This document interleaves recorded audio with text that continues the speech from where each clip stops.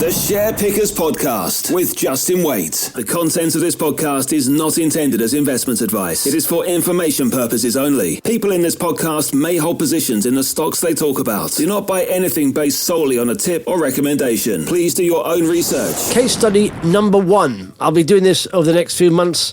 I'll be picking a company from my portfolio every week and doing a bit of a summary about their valuation, their story, and forecast, potential return.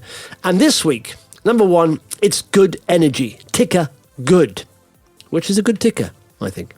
Okay, valuation at £1.76 a share, £1.76. Their market cap is around about 29 million. They have cash of around about 1920. In fact, it was up to 38 million in the latest trading update. That unwinds. But enterprise value around about 10 million. Net asset value 38 million, which basically means if they broke the company up to its in parts, you'd make a profit of around 9-10 million. And it's a profitable company, so in theory, the assets are increasing as well.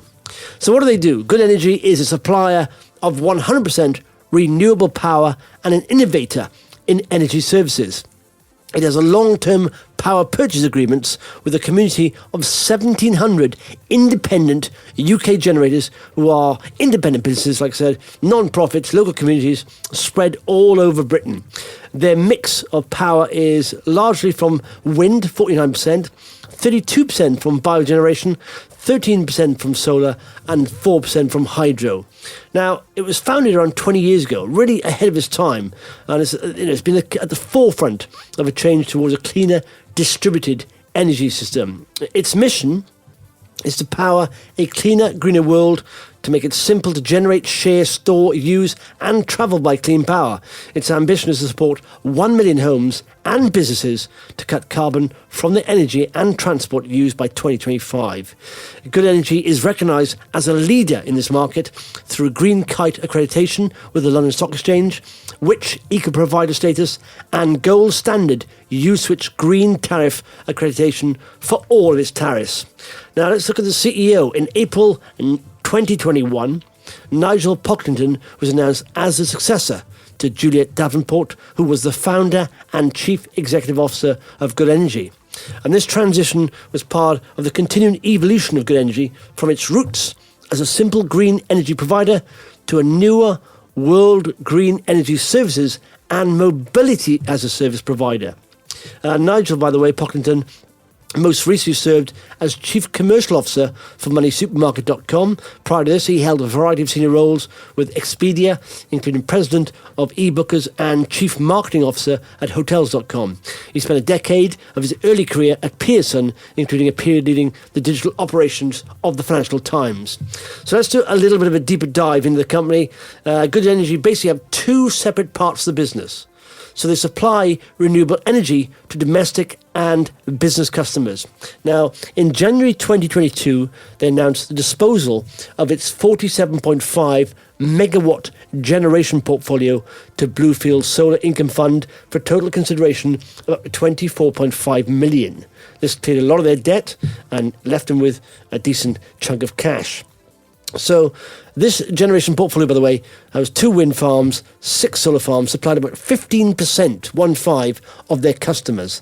And replacing that now, they now have long-term power purchasing agreements with a community of 1,700 independent UK generators, like I said earlier, that supply their 277,000 customers.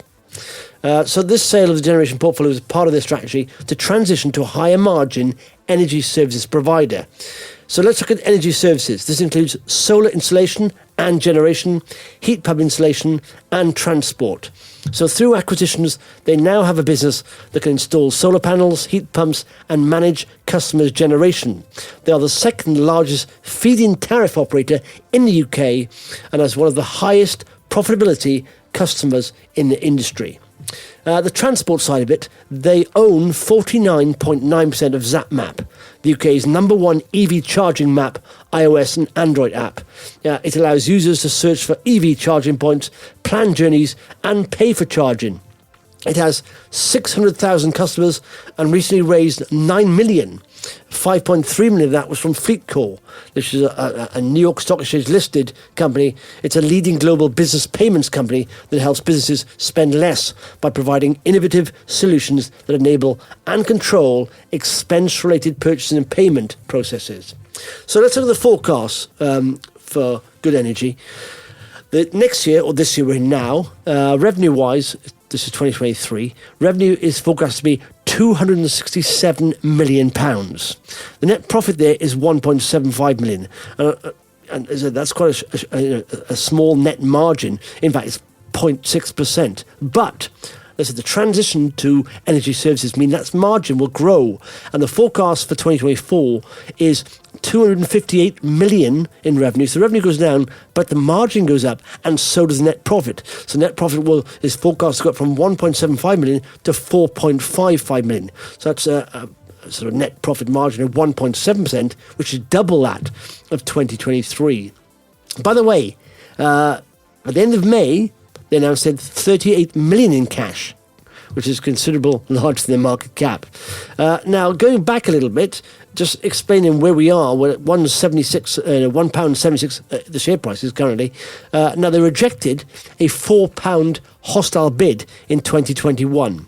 Their brokers, Canaccord, have a target of £4.75 on the share, and they said at our unchanged £4.75 target, which continues to be based on some of the parts, stock would trade at a 13 2024 PE or an 8 2025 PE. So see, it's not a stretch there on the valuation. And they say it still has a substantial net cash position. We remain buyers. Now, finally, my opinion, like I said, I'm a holder, so I'm probably biased, but they are one of the original renewable energy companies, have a loyal customer base who are all of the same ethos, and they really are championing that green energy decentralization, lots of small business supplying the company with 100% renewable energy. As a company, they are profitable, they pay a dividend and have a big chunk of cash, around 20 million, like I said. Some of this will be used to acquire complementary businesses, and they've acquired 2 in the last 6 months, to enable them to expand further into the green energy, higher margin services sector. Now, this is a sector that is growing and will continue to grow for decades, backed by global regulation to cut carbon emissions. The revenue generation, which is above £240 million per annum, means even a slight improvement in margins, which will happen as they transition from energy supplier to energy services provider, could see a major positive re-rating on their valuation. Please do your own research. That was Good Energy. The Share Pickers Podcast with Justin Waite. The content of this podcast is not intended as investment advice. It is for information purposes only. People in this podcast may hold positions in the stocks they talk about. Do not buy anything based solely on a tip or recommendation. Please do your own research.